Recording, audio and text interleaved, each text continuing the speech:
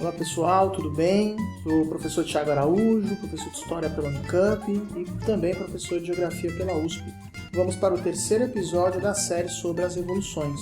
E no episódio de hoje, Revolução Francesa, que nós vamos dividir em 2 episódios.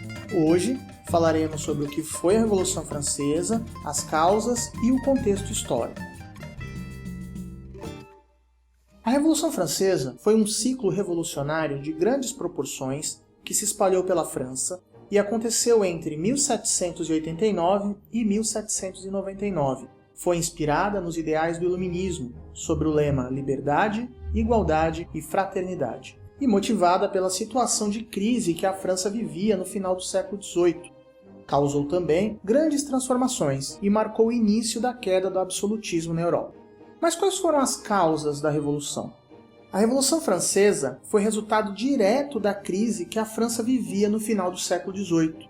A insatisfação popular com a crise econômica e política que o país vivia aliou-se com os interesses da burguesia em implantar no país as ideias do Iluminismo, como forma de combater os privilégios da aristocracia francesa.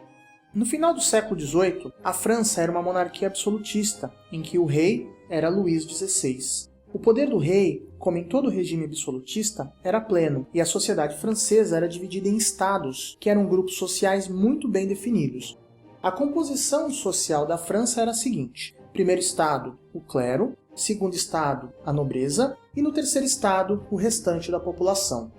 Essa divisão social na França tinha uma clara desigualdade, uma vez que primeiro e segundo estados possuíam privilégios juridicamente justificados, que não se estendiam ao terceiro estado.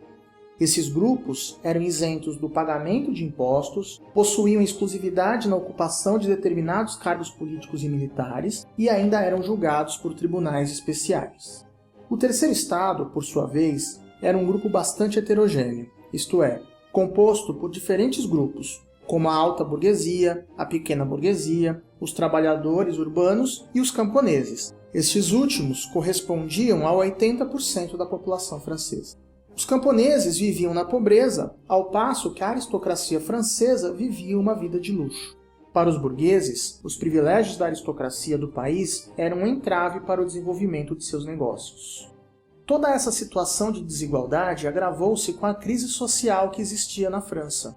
A crise econômica francesa era motivada pelos elevados gastos do governo. Estes gastos foram agravados pelo envolvimento do país em conflitos no exterior, e a existência de privilégios de classe no país também contribuía para a crise.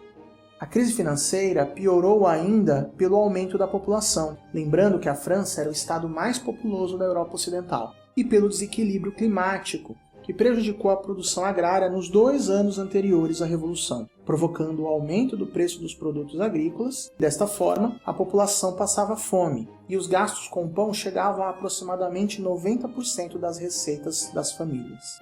Tentativas de reformas haviam sido propostas, mas não avançaram porque a aristocracia francesa era resistente às possibilidades de reforma, que viessem principalmente a retirar parte de seus privilégios.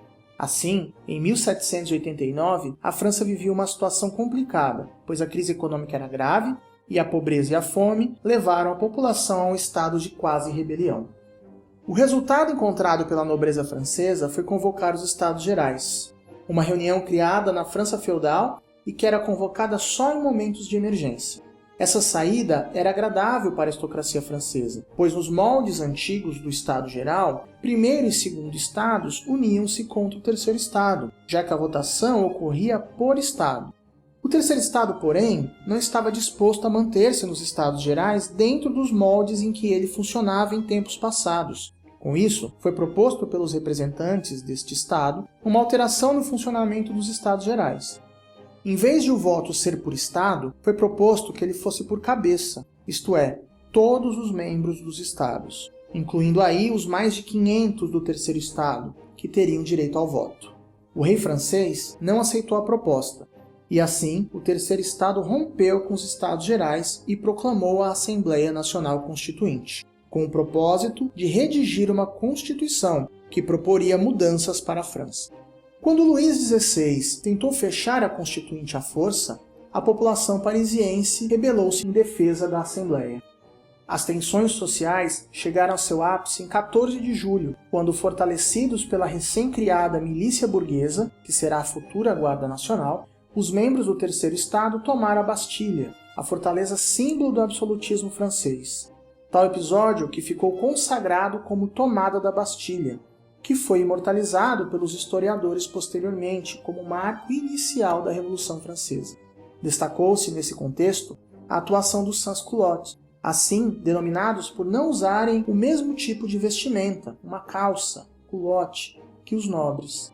Esse grupo era formado por trabalhadores urbanos, artesãos, pequenos comerciantes e representava a força da revolução nas cidades. Depois disso, a revolução espalhou-se pelo país, alcançando novas cidades e chegando ao campo. E hoje ficamos por aqui. No próximo episódio falaremos sobre as etapas da Revolução Francesa e as consequências da Revolução para a França e para o mundo. Esse foi o podcast da Litera, disponível nos aplicativos YouTube, Spotify, Google Podcasts, Apple Podcast, Castbox, entre outros, nos quais você consegue seguir a gente e não perder nenhum novo episódio. E aí, gostou do conteúdo? Conta pra gente em nossas redes sociais. Eu sou o professor Vitor Valente, diretor da Litera, e até o próximo episódio.